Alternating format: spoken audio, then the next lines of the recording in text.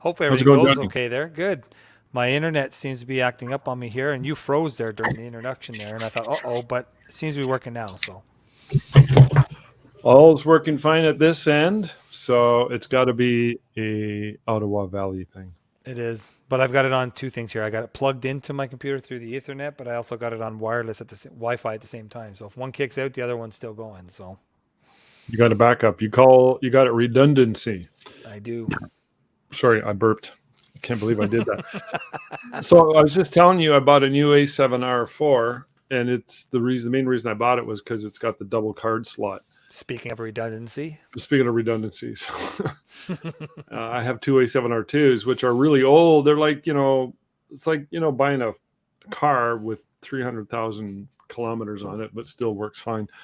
These cameras just keep on going. And the A7R or the A7S, which I barely use, and I bought it as the backup when I first bought the A7R2. So I'm collecting camera bodies. So anyways, I want to just mention that quickly. The A7R2 I used for years, and I still use. Keeping an eye on the A7R3. The A7R3 came out. I looked at it and said, nope, not interested. Nothing there compels me to buy it. The A7R4 came out, 61 megapixels and double redundancy card slots. I'm like, okay. And that's a couple of years ago. So I waited, and I found, I don't like buying cameras used. I don't know about you. that's all I have. I haven't bought a brand new one since 2005. Really? Since then, the last three camera bodies I bought were all used. It scares me because most of the ones I've seen listed have a lot of kilometers and mileage on them. So, Yeah. now this one here had 3,000 shutter count. The guy bought it. He's a wedding photographer. He bought it thinking he was going to do commercial. I don't know what he was thinking. Sorry, Ralph, if you're watching this. Ralph Nogal. He's a really good photographer, and he's going to be coming on here in November as one of our guests. So, I just don't know why you would think a large file is needed for commercial photography. Do you? It depends on what you're doing. I mean, I know if you're doing stuff like when you go through the McDonald's drive-through, and sometimes on the wall right beside you they have that big huge mural of the burgers and that, you Right. do need as large a file as you can because those are meant to be seen 2 feet in front of you, so you need the good resolution. Yeah. But if you're doing Yeah. billboards and print work and things like that, you don't need that big of a file. Yeah. Well, even yet, it's like the A7R2 is a 40 megabyte file, That's and more that than enough. probably a 20 would be fine. Oh yeah. I've seen 12 megabyte files.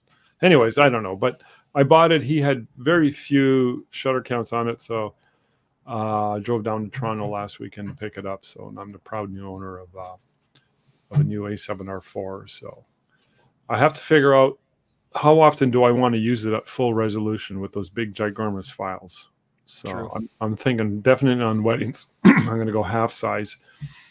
And no, if I get the new 70 to 200 G Master version 2, my life is complete.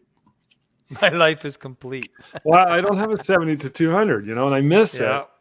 And me doing weddings, I know you love your 70 to 200, and it's such a Yeah. workhorse of a lens and a favorite. It's my favorite to use. Yeah, well, I bought a 135 Sony Mhm. and an 85 Sony. Really, really sharp lenses, like Yeah. off the charts. And now I'm thinking, well, man, maybe I should have got a 70 to 200, especially if I'm going to do a lot of weddings. If I'm not going to do a lot of weddings, it doesn't matter. I don't think. I'm quite happy with the 85 or the 135. Yeah. I love my 7200 even for headshots, family portraits. I use Yeah. it for everything. Very rarely does that come off my camera. It sits in my studio usually on the tripod with that. It has the collar mount on it so I can put the lens on the tripod instead Yeah. of the camera. Yeah. And no, I love it. I That have my collar mount. 50 that a lot of times I'll use my 50 for certain things. Like I was using it yesterday. I was working with my turntable yesterday for my 360 shots, and I like my 50 for that. Mm-hmm. And my 1635 I have. That's I the love Canon, that. right? It's the Canon L series lens, pro lens, but F4. it's an f4. They have a Yeah. 2.8 version, but I never bothered Okay. because the only thing I use it for. Yeah. Yeah. I got to say something about that lens. It's one of the sharpest lenses I've ever seen. Which one? The Canon F4 one. Yeah. I think it's beautiful. It's 1635, so it's great for real estate. I'm always usually shooting it at f8 or more. I'm Right. not usually at the f4 or even 2.8. I don't need it. I don't Yeah. usually shoot it much in low light, so I don't have to worry about that 2.8 for being able to see the image through the viewfinder and stuff. So I'm usually fine with that, but I use it for groups and real estate. That's what I use Yeah. it for. So I want to get the 7200 for that reason. And what you had said, headshots. I'm thinking, the Ralph Weigel look, he shoots at Yep. 200. Yeah. I'm like, oh yeah, yeah, yeah. Never happy, never satisfied, are we? Now, with Always got. 7200, I always get the 2.8 when I don't get the f4 version, only because I like to shoot at 2.8 when I'm using Yeah. that lens. So, Well, I'm with you on that one, and especially for candids. And I've shot families at 200 with my old Nikon 7200, yeah. like a whole group, as long as they're all in the same plane. Yep. Amazing results. Kind of risky, but it's worked out every time I've done it.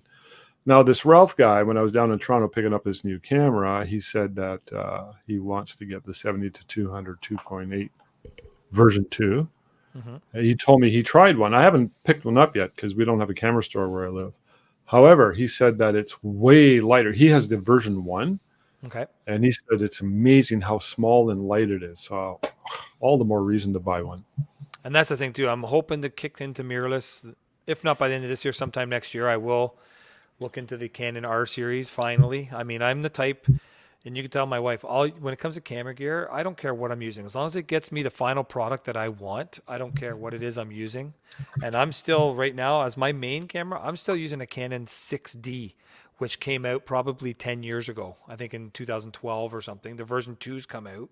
But you know what? My clients don't care what I'm using. As long as I get the product that they want, they don't care. And my Well, 7D is my backup, and that's probably 2007 when that came out. And I bought that actually from a NoBS member. I'm trying to remember her name now. She's going to kill me if I can't remember. But if you remember, she's a redheaded lady, does a lot of weddings down in the States, southern yeah, state. I think Indiana, I think she's from or yeah, I something like remember her. that. Yeah, she's a school And teacher, school musician as teacher, well. yes. She was a music teacher, I think. I bought it from her actually, and she sold it to me, and that was my main camera for a while. And my 40D I bought from a guy in Hamilton, Ontario. Yeah. And then in my 20D, when I first got into digital photography back in 2005, I bought a 20D brand new from the store I was working at in Edmonton there, a camera store I was working at, and I bought it from them. And it's the last time I bought a brand new one. So I think I'm due for a brand new camera. Well, yes and no. Well, the camera I'm looking at is the R6 or the R5, probably the R6 because it's half the price and it still does 20 something megapixel shots for what I need. I don't need the 40 something right now. Yeah. The 70 to 200, if I end up upgrading to that eventually and selling some of my other gear, it's half the size of my 70 to 200 now. Yeah. I mean, it's nice to have new gear. I agree. But I'm not saying don't get it. That's not what I'm saying. I just like to play devil's advocate and No, say, exactly. hell, it's working. No, exactly. But I do have to upgrade because the shutter count's getting up and I'm always afraid of it conking out on me. And I think James is still using an older model of Canon. And I think he's got the 5D series. Yeah. 5D Is that Mark older? III or something. It's old. It's not older than mine. No, but it's a big brother to mine. Basically, I have the 60. He's got the 5D series, which is the main series film DSLRs. It's not the camera in the, I respect good quality sensors and good glass. I respect that, but it's not the thing that's going to make you a successful photography business or a successful photographer as an artist. I agree. Something we've been hammering home for years and years and years. I see people buy, it's crazy, like a 85 1.2. Mm-hmm. I mean, you know how much money that costs to buy that fast of a lens? It just baffles me. I would never do that, but that's just my own personal opinion. So, no, exactly. I'd use my 7200 over that anytime. And to tell you the truth, these zoom lenses nowadays are not like the old zoom lenses of the past. The zoom lenses these days are sharp as a tack, I find. Right. Whereas before you had to get the prime if you wanted the best quality. You don't need a prime lens these days anymore. You can get the zoom lenses, get that 2 or 3 lenses built into one, and still get sharp as tack images for your clients. Well, it's funny you say that. And on just one final point before we move on, exactly to what you just said. I'm not saying I beg to differ, but here's my thought. I have the 85 Batis and I have the 135 Batis. which is a 1.8 and a 2.8 respectively. If I get the 70 to 200, if they're pretty much on par quality wise, it's a no-brainer. Get the 70 to 200. But my thinking is, even though it's a Sony G Master, will it, the question is, and I don't know if anybody's watching this, if you happen to know the answer to this, please let me know. Is it as sharp as the 70 to 200 version 2, as sharp as those 85s? Now, you won't know, and you might not notice a difference unless you pixel peep. On some of these days, that's all it is. If you're going to zoom right in and pixel peep, you might notice a difference. But when you look at it, what they both would look like side by side as, say, a 20 by 30 or whatever your biggest is, you're going to blow it up, and you don't notice a difference, then who cares how big well, it's going to look at 100 meters or 100 feet. You know what I mean? Well, if it's really close, it won't bother me. No. However, now you got to look at contrast and clarity too, because sometimes that comes in factor with lenses too. It might not sharpness might be awesome, but it might give off a different color or a different contrast or something, and then you got to fix it in Photoshop, and that's more time on the computer. So you got to think, is that going to be worth it? And it might not have any difference. You never know. Yeah. So, anyways, I'll have to rent it. Do consideration. Well, on the one hand, it's not that urgent. Yeah, it's more a whimsical thing. Buying for me at that situation, buying new lenses. So I got. But I'm sure you have a Henry's in Sudbury there. You can probably rent it for a weekend and try it out and see if you like it. We have no camera. We have no camera store here. No, I thought you did. No, they closed down. Sadly. Oh, too bad. Not like you guys up in Petawawa when you got that big giant camera store in the big box. Yeah. I think I probably am the big box store here. So, anyways, can I show you some stuff that I've been working on? Right ahead. I mentioned a few episodes ago, or perhaps the last one, that I bought a new fairy backdrop back in July. Finally set it up. For me to set it up, there's two things. If I'm going to start using a new fairy backdrop, I want to make sure I get samples. I want to make sure A, it's going to work, and then B, I'm going to use those images to promote. I got 2 more fairy days coming up. I don't want to use one backdrop to promote a fair. I want to be consistent. People sometimes get picky, you know. That's not the same backdrop you advertise. So anyways, I ordered this new backdrop. I had these new theories in my mind, and I finally, it's a big job. We got to set it all up. I had 2 girls come in. I had a 15-year-old girl and a 6-year-old girl with her brother come in. And here's what I come up with. Let me show you right now. Because I also like the one you used here 2 weeks ago or whatever it was, because with that little ghosted castle back there. But when you showed me the new one, it's like, wow, that looks awesome. I think so. That's the one I brought right there. Yes. You can see it, right? That's the one I had. Yeah, you had here at my studio. That's my traditional, what I use for all fairy days the last 2.5 years or so. And it's nice. It is. I've always used scenic woodsy, and you could see the outline of the castle. That's what I liked. Yeah. But it kind of pops out a little bit more once I process it in RAW and I give it a little bit of topaz. It pops out a little bit more. So I had the new backdrop, and all right, I'm going to show it to you here. You can see Gabby? Yep. Okay, that's my old. That's 3 backdrops ago from 2015. You know, every couple of years I get a new backdrop. So that's Gabby from then. I love the way she photographs. So I use this picture as a Baroque painting. And I also use it on my billboard, and I use it for a lot of my advertising. And so Gabby is a very photogenic young lady. She's what, 8 or 9 here. Here she is a couple of years later. She's about 12 here for Ice Fairy Day. You can see how the red against the blue looks really good. And here she is 15 years old in this new backdrop. Okay, there it is, straight up. There it is, worked on. That's what you're referring to when you said that you'd like the samples. I did. I love them. Okay, I'm not happy, and I'll tell you why. I was just playing with this. I added a lot of textures to this. I find this really, really way too busy. The backdrop itself? Yeah. Okay. I mean, look. Well, that especially. Mm-hmm. Well, I don't even have any samples of my most current fairy day, but maybe I'll dig one up in a minute. I just find it way too busy. So I'm not going to use it right away. And you can see the birds. Yep. I did see that. Yeah. I took But I them kind out. of like that archway in the background, how it kind of Yeah. frames the person too. I Well, like here's that. what I don't. It's to me, it's way too busy. So I use a 6-foot octodome. I also have a 6-foot vertical with the egg crates, Mm-hmm. large backdrop. If I use that, I'm going to try that next. Okay. And what I'm going to do is I'm going to try and minimize the amount of light going on the backdrop.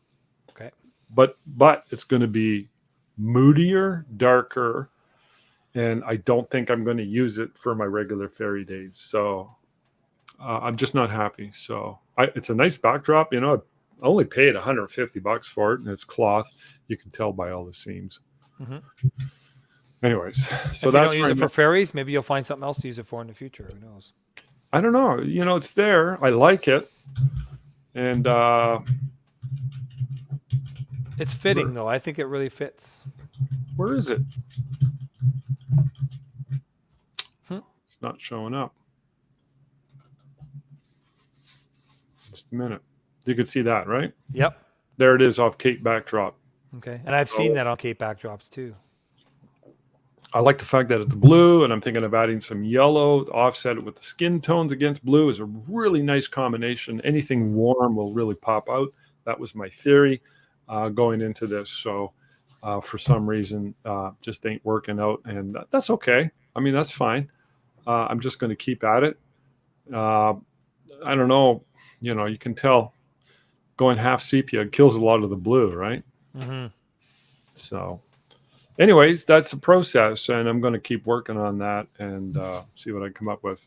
So I'm going to try and control the main light. As you know, the main light that I use is very broad, and it just floods the whole scene. So she's very photogenic. I haven't partial the redheads. I don't know what it is. I just love the way they photograph, and it's one of my favorite looks. And she had brought in a couple dresses too. So this here is one of them. I said, well, that's a pretty good dress. Let's try it. And we managed to slip the wings on the back. And I said, there we go. Well, that's one of our dresses. Mm-hmm. That's one of her dresses. So of course I'm thinking, maybe I can buy it off her. And so this is, I think this is the same dress. So you saw this one. You made a comment on my Facebook post. Mm-hmm. So I had her laying down on this new backdrop. It's called Sienna. I just picked it up last week, a paper backdrop. And I was excited to try it. And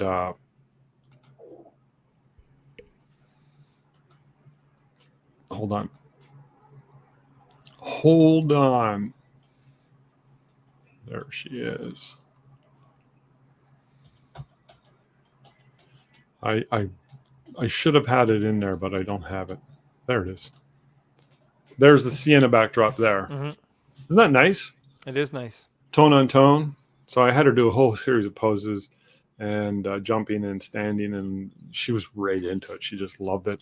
And I had her laying down for, this shot. And I was like, I'm trying to be like Brian DeMint. I'm That so looks not good, though. I really- like it. I'm So not- that moon, is that on the actual No, I backdrop? added it. Okay. I went through all my tech. I collect textures and stuff and graphics, and I have a Mm-hmm. folder for all that stuff. And I was just looking through them. I was, what can I do? Well, let's have fun. And these leaves are one of those textures. I'm just having fun. I'm just playing, Mm-hmm. And you can see the texture in there. So she's very photogenic. That's why I said you should call that one Full Moon Rising, because if you look, it's almost like she's just waking up and stretching and stuff. True. So, meantime, I ordered this one, and I think I mentioned this last week. I think I ordered this one to replace my black paper backdrop. I ordered this 10 by 10 or 10 by 20, and while I was ordering it, this was only $40. So I ordered this. This is like 5 by 8 or something like that. So, cloth. The one thing I like about iBackdrop and Cape backdrop, it's all backdrops from China. No more muslin, no more canvas. it's all really good fabric. Hmm. It's really hard to work with. One thing I can't stand about the muslin backdrops is it gets very, very wrinkled, and it's just hard to set it up, hard to stretch it out. I've got a 12-footer here on a roller from what's that company out of Texas? Oh, Denny. Denny's. Yeah, and I'm like, oh, every time I go to use it, I just feel so.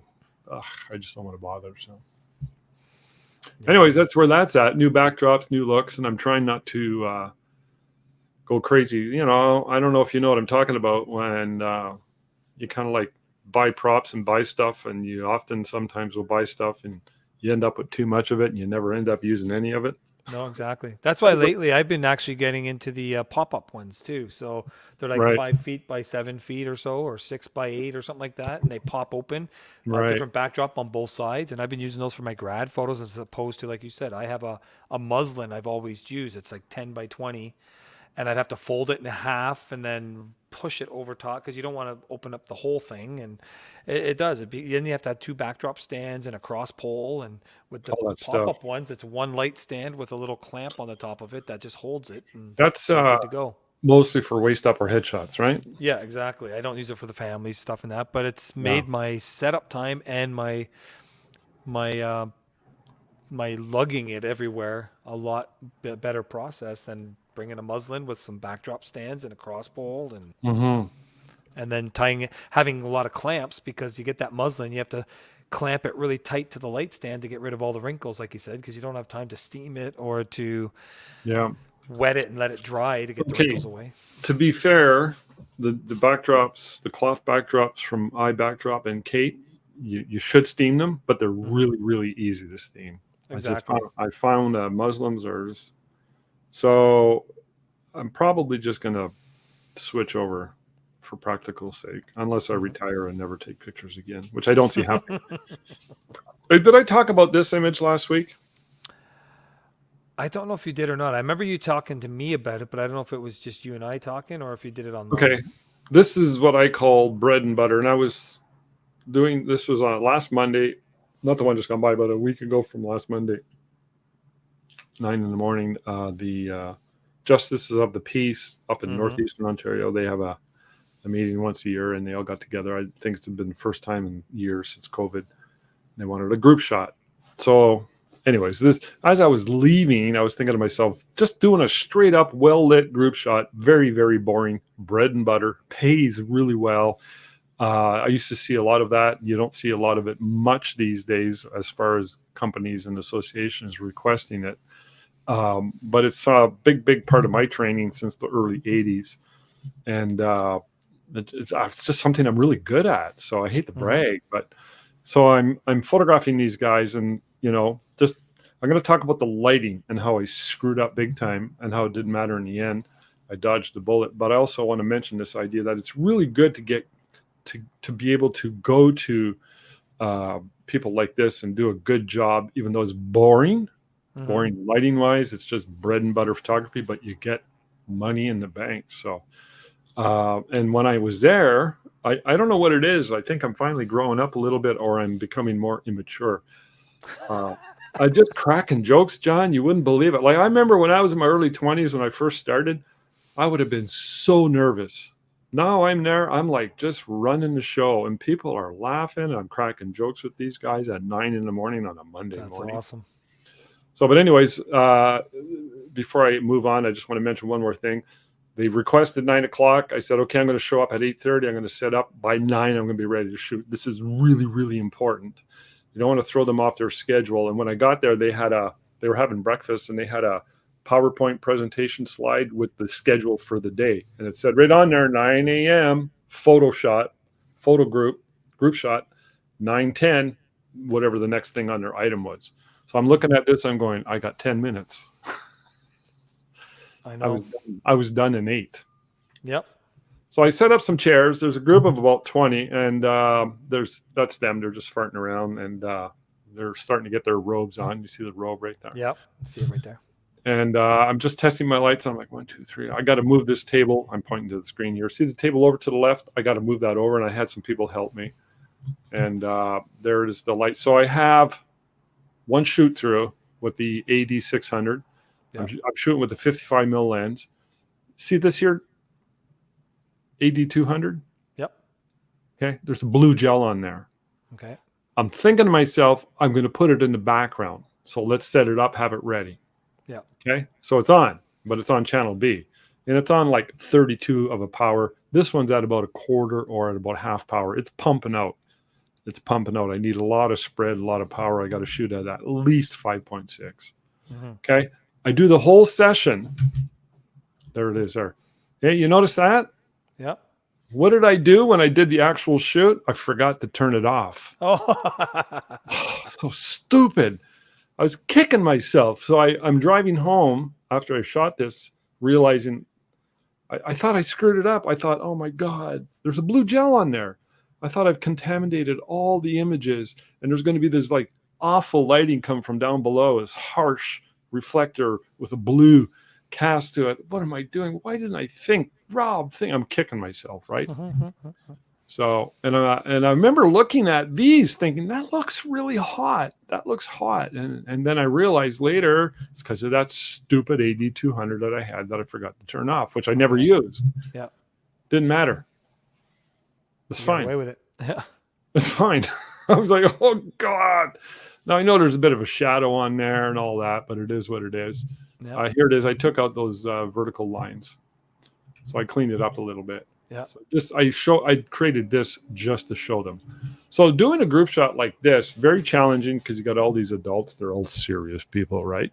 And they're all looking at you and like, okay, what do we do now? And you've got to pose them. So I kept adding chairs because you can see the front row, 1, 2, 3, 4, 5, 6, 7, 8, 9, 10. My first question is, I go, is there an order? Is there a hierarchy here? Is there a president, VP?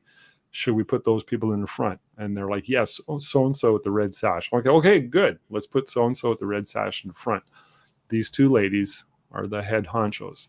Okay. And then I pose them like school pictures. Remember going to get your school picture? Oh, yes. In the back. So years and years I did that. And then I had to get everybody turning in square, turning. And they're all looking at you and they're all like, fuck, let's get this done. Jesus, come on. And sort of, they're like, they want to get going. They don't want to be there. And you got to maintain your cool. Even though I forgot to turn that blue light off, I really took my time and it ended up being okay. So I was embarrassed. And I can show you after too, when you're done your stuff, a shoot I did similar to that. I can show you a little bit. You have it handy? I do, but you can do yours first because I got to pull up some other stuff for it. Let me show you this. There's another shot from the Royal Bank, but I'm not going to go there because it's very similar. And another Royal Bank from the Board of another shoot from the Board of Education that I shot. I want to talk about this. I was going through some of my older images, and I remember shooting this boudoir session. I don't do a lot of boudoir, and I always remember this lady because she's a little bit overweight. And this to me is why I find boudoir so hard. A lot of the ones I have done, they got issues around the belly area. So, and they want a good job. They want to look good, right? So for this particular lady, like she's a mom, 2 kids, they're teenagers. I photographed their family, and then she asked for a boudoir session. I'm like, okay, let's get her done. So, get her done. So, well, boudoir is not my specialty. I'm fascinated by it. I find it very, I don't want to say the word exhausting, but challenging. And for the reasons I just mentioned. And so she had a black robe on, so I set up black fabric. So I'm black on black. Okay. So I'm using some very dramatic lighting. Throw a bit of red in the background. Okay. This disguises all the issues. Black really does a good job at that.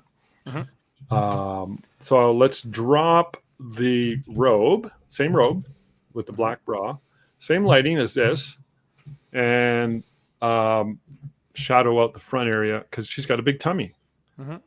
but I want her to look good. So I'm kind of thinking that that's what I need to do. And I don't even know that this is the best pose, but she liked it. Her hands look a little bit clunky. So, and here we got another one, same idea as this and this, but we're going to show some more skin. So I'm using the black to minimize the hot spots. Same thing here. And then with the white, same idea, bring the white fabric up, cover the belly. Mm-hmm. There's the lighting I used. Oh, I like it. Halo light with a soft sock on it. And I have that exact same light and diffuser.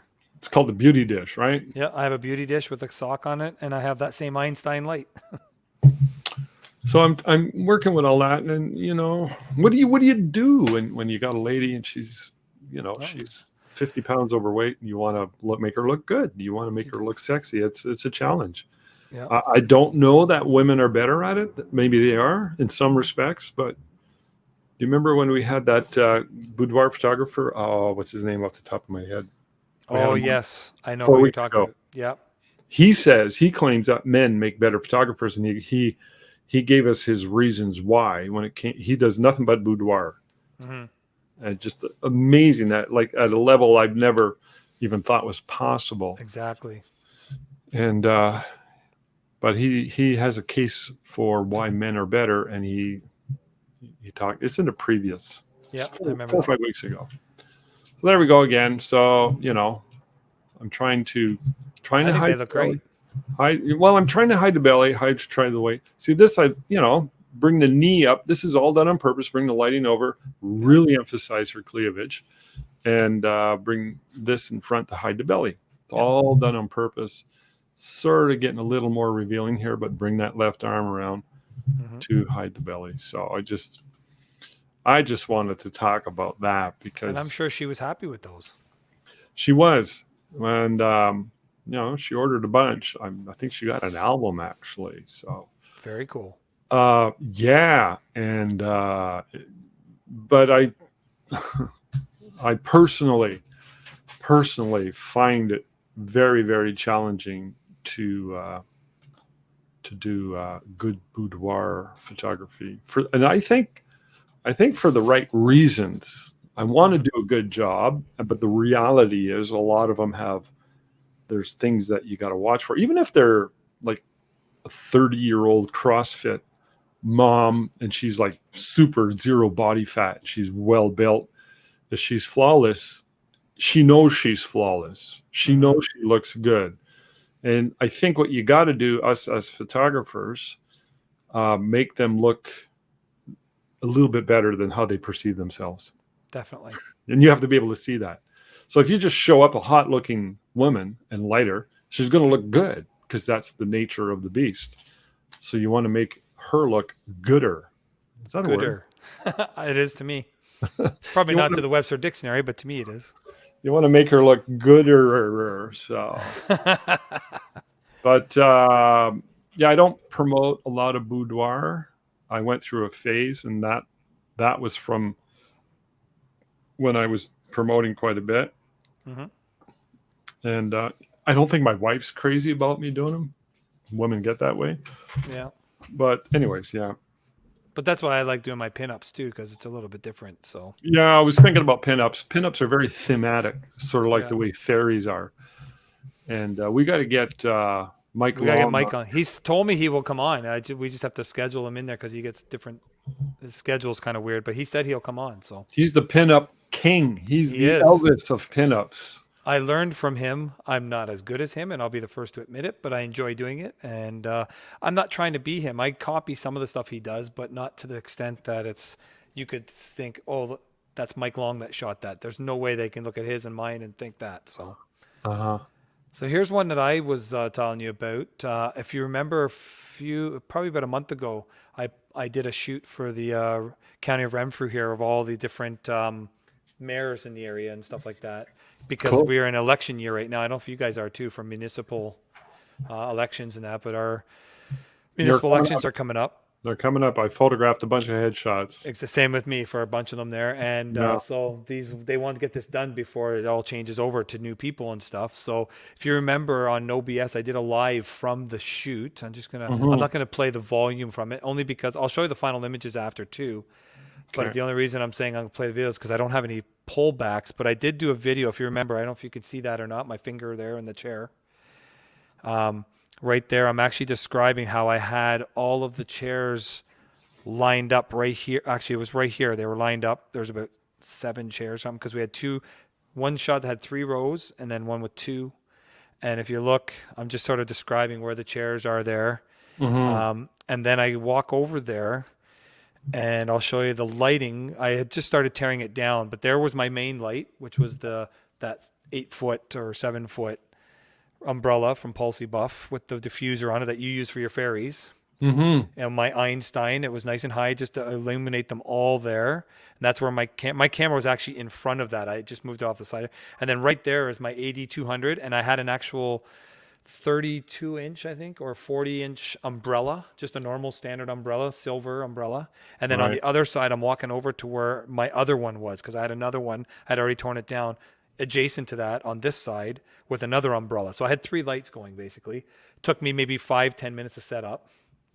And that was my setup. And then what I got from it was and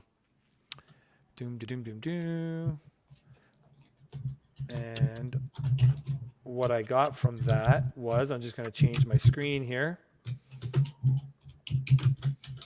is should be somewhere here. I should have it. There we go. There, I don't know if you can see that group shot. Yes. So that was the group shot we did.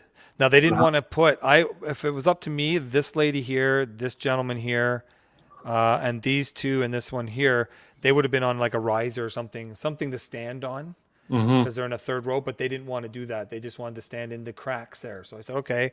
So we put them in the cracks there, and I had to make sure it was nice and evenly illuminated for everybody. So we did that whole big shot there. And then we did that shot where some of them had left. The ones in the back were gone because they wanted a shot without them, because I guess they were more clerks and stuff like that. So this is the warden of the area, and then these are all the different mayors of the area. And I know this one will be changed because that's the mayor of Petawawa. And after 12 years of mayor, he's stepping down, so there'll be a new mayor in Petawawa. This CAO, he's going to be leaving. And there's at least 1 or 2 other mayors there that could be going too. You never know. And then we did one where they changed the CAO here. If you notice, he grows and changes a little bit. Yeah. Because I guess he's going to be the new CAO of the area. And then they wanted to do this one group shot. I guess, I don't know what this is. I guess that's the immediate people in there. And it's funny, this little plaque down here, it's amazing how that changed when I shot it. Because look there, you can read everything. It looks beautiful. It's silver. It's got the nice things on there. But if you go back to the video, if you look at the video when I'm showing it, helps if I hit the right button here. This, I don't know if you have an excuse for this. Maybe it's just the way it's made. I'd have to see it. But if I go back to the video, which is this one here, and you look at, there it is right there. Oh, let's see if I can find it again. Move my hand out of the way. There's what it looked like to the naked eye. Right. So if you look at it, it's like all brown, almost like a bronze. Yeah. It's tarnished. It looks like wood. Yeah, but somehow when I photographed it, it came out totally different, to the point where you could actually see details in it, and it didn't even look like it was the same one. Yeah, it's picking up all kinds of reflections, isn't it? Yeah, but it looks way better this way. And when I showed it to the client, they're like, wow, I didn't know it looked like that. Because you can actually, you can read the 1861. You can read this. It comes out all silver, and only the bronze is on the trees. It actually looks really cool. Yeah. So, but if you notice here, we had to add wall here too, and we got rid of the window here, and we just extended the wall because there was actually, the wall ended about right here, and then there was a hallway there. So you used your special lens to get those special results. You can tell them. You can tell them lies. But they seem to be happy. I haven't heard back from them yet, and usually no news is good news. So, because what had happened was the one CAO, the original one, we shot this like 4 years ago when the new crew came in, or 3.5 years ago, but Hmm. he wasn't happy because his pant leg was coming up too high. So Colleen, my wife, had actually Oh, added more pant leg to him, and it looked really good. But then there was other people in there. They're like, "Oh, I don't like my smile on this one, and I don't like this." And when you're shooting that many people, you're never gonna get everybody looking perfect. Colleen So to they the asked if we could rescue. they asked if we could reshoot it, so we did. So didn't charge them for it. We just went in and reshot it. So Hmm. they're happy, and as far as I know, they'll get me back again hopefully when the new crew's sworn in. So, Nice, nice. Well, that's cool. Yeah. but that's when you were showing me the one you did of that big group with all the robes and everything, how you lit it. I did it this way because I didn't want to get the shadows on both sides, on the one side of the group there. So I just did that Yeah. one big light in the center as my main light. And then I had two Mhm. side ones coming in just to get the shadows away and also light them up just to get a nice, even, flat light across the whole group. And it seemed to work. So that less Photoshop to do. I yeah, those shadows. I could have just put a double light. Yeah. But they wouldn't Idiot. have cared. They I'm call it sure. idiot lighting, right? Pretty much. And Just throw it all out there. you know that's lighting. That's pretty much for the most part one on either side, and it's the same output. So it creates almost a shadowless. If it's soft lighting, it'll be almost shadowless. If it's harder Hmm. lighting, it'll shadows will be filled in with light, so it won't be so bad. And you know, Yeah. with And I my did it that way because that main light was lighting them mostly anyway. So if there was any shadow, it was more behind them because I Mhm. had that light. You know that softbox because you have the same thing. It's the big umbrella used for the fairy portraits, that big Yeah, 7 footer with the sheet in front. So when I have that in dead center and way up high, because it probably was up a good couple 10 feet maybe, it just gave a nice. nice light that dropped behind them. Yeah, And then those two side lights were just basically just trying to even out the edges of the people and the walls beside them. And I think it came out really well. I was really happy with it. So it did. You almost just could have gotten away with that big light. You shot probably, it. You shot it sort of like butterfly lighting. yeah, it was about Nice to be able to f8 do I was that. shooting at. You need a lot F8. of space to use that light. Yeah, you do. Luckily I had a big ceiling there, so I was able to do it. But yeah, it was like f8 and Never occurred to me to try that lighting on this group shot. I probably it's a big hall, so I probably would have had enough room. yeah. And with the 8200s and the 600, you don't have to worry about plugs or anything. They're all there. Just bring out the big umbrella, open up the other two. They just open up like a normal umbrella you use in the Yeah. rain. And I didn't have any diffusers on them at all. They were just silver umbrellas that were like, I want to say somewhere around that 32 inch, 36 inch maybe. I don't know. Uh-huh. Just to give that little kiss on both sides to even out the light on the edges where the maybe my other umbrella was falling off maybe, and it just kicks a little bit more in there. Yeah. And just 8200s did perfect for those. And I only was there, took me about 5-10 minutes to set up maybe, and then they all came because I only had 5 minutes with them basically, and it took me Mhm. maybe 5 minutes of shooting, and then I tore it all down. So basically the whole shoot, setting up, shooting, and tearing down took me half an hour maybe. Bada boom, bada bing. You're Nice and in. quick. You're out. Cut, wrap, invoice. Yep. And then give it off to Colleen so she can do all the editing. Nice. See, you teach Tina editing and you won't have to worry about it. She does a little bit of editing, but she does mostly editing for when she goes through images after they're ready to go to the lab. She'll find Hmm. stuff that needs to be fixed. Oh, okay. She won't do the bulk of the editing. She'll be like, "Oh, I'm going to take this hair out, like loose hairs," and And she she does does. all the album designs. She's Yeah, I was quite. gonna say she does the album ones, doesn't she? That's about it, though. I mean, not, she doesn't really. Yeah, I like doing the editing. If I get so slammed that it's too much, we'll have to hire someone. And we used to have a full time, 40 hours a week, somebody doing editing when we were in our heyday. Hmm. I'm 64 now. I like going slower, just kind of cruising along. Yeah. Life is good. Well, that's how Haji you met Haji the first time, wasn't it? He was your editor for a while. Yeah, he used to work at the 1 hour photo lab that was in the grocery store just down the road. Hmm. And I used to bring stuff in there. I got to know him, and he kept bugging me and asking me questions. Then he got laid off because the company got bought out by corporate head office, and he was getting paid a lot of money because it was privately owned. Mm-hmm. And they said, "Sorry, you got to take a buyout and quit, or You're stick fired. around. We got to reduce your wages, and we can't guarantee your job." So he took the money, and right then I went digital. That's in 2000, winter of 2000, and I said, "Hey, James, come and work for us. Cool. We're doing this digital. We have no idea what we're doing, no, but we're going to figure it out." Yeah, that's awesome. I figured out we did. You did. Oh man, those were the good old days. It's hard to believe. And you look at digital, it's so transforming, and it's just such a paradigm shift when you look at any industry. Mm-hmm. It's like, like any industry that goes through massive changes from film to digital was such a massive switch. I was one of the last ones to do it. I waited and held off until 2005. Yeah, I'm going to say the bulk photographers I know, that's what they did. They went around Yeah. 2005. Yeah. That's I bought my the 10D was out. I think James had the 10D at the time, the Canon 10D, and I was waiting because I'd heard rumor because I worked at a camera store in Edmonton at the time, and we get all the rumors, and we had heard that Canon was coming out with a new version of that, so I waited, and then finally I had a whole bunch of Nikon film gear that I was using at the time, Yeah.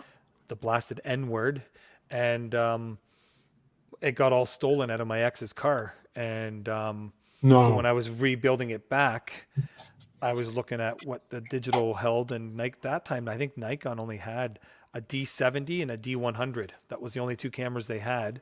Yeah. The 100 was the one the pros were using, and the 70 was a consumer one, like the Canon Rebel, basically. And so I went the Canon route, and I got a 20D because it came out, and that was my first digital DSLR. Was the Canon 20D, 8.2 megapixel, I think it was, and I was blowing up 20 by 30s, no problem with that. Was that McBain's camera store in Edmonton? That was McBain Camera Store in Edmonton. Nice. I just ordered this from them. Oh, did you? Yep. I worked there for 3 years. I ordered this because I already had one and I needed two matching set. No, I'm just trying to see who this is, but somebody just left a comment. Those slip on top of the bulbs of the AD200. So I'm thinking when I go to Costa Rica, I'm going to have one set up, two AD200s with these little lights because they don't catch the wind a lot. That's what I'm thinking. We got a comment there that says, I have photographed over 250 cadets with 2 6-foot shoot-through umbrellas, even on either side of the camera, using a speed run power pack and 2 I know heads. who that is. That's Joseph Leduc. Oh, Joseph. Okay. I was thinking it was what's his name from Georgia. Did all those team shots. He said he had cadets on bleachers. The stands were 12 feet and no shadows in even light. Yeah, we had Joseph on our program one time. Only a couple months ago. Nice to hear from you, Joe. Yeah. Hope life is good down in Southern Ontario.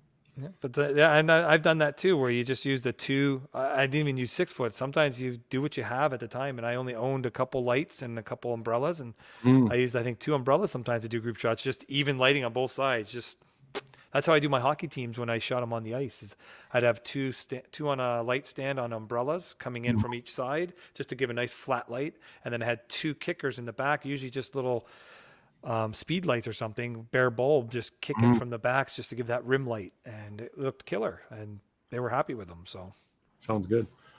All right, well, I gotta run. Light is light. All right, I think this was a good one. Yeah, I enjoyed that. We were hoping to get Robin Spencer on because he just come back from a 3-day headshot conference somewhere in the U.S. and wanted to get him to talk about that if he agrees to. I got a couple more people coming on. I have did a wedding back 3-4 weeks ago in London, Ontario.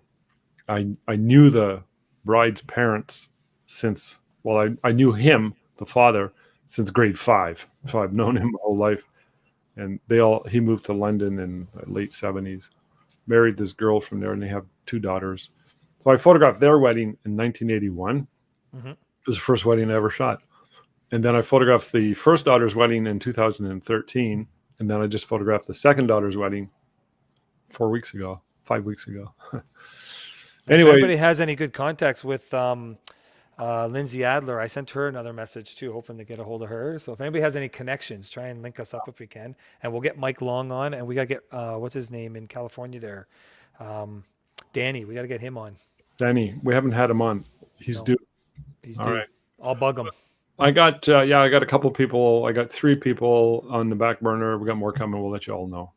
Awesome. That was a good one. You go All right. do some work, and You too. we'll see everybody next week. Thanks, guys. Ciao.